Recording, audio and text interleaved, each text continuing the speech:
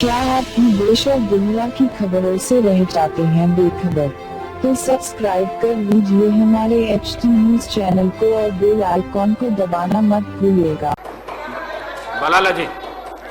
Speaker साहब, आज यहाँ पर हुकूमत की जानिब से एक पेश किया गया कि फलानी जगह का नाम वो चेंज करने के लिए चरलापल्ली स्टेशन का, चरलापल्ली हब का, बजाय उसके ऊपर बात करने के लिए आज से यहाँ पर हाउस में ज़रा एहसास नाम की, शर्म नाम की चीज़ नहीं है। ना सिर्फ उस्मान अली पाशा निज़ाम थे, बल्कि पहले राज प्रमुख थे इस आंध्र प्रदेश के।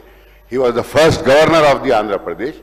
उसके बावजूद भी first governor of independent India, Indian state Andhra Pradesh के होने के बावजूद भी उनका नाम से इतनी तकलीफ है, तो ये लोग हिंदुस्तान के बारे में इनका ताल्लुक क्या है, क्या सोच सकते हैं, वो आपके सामने है।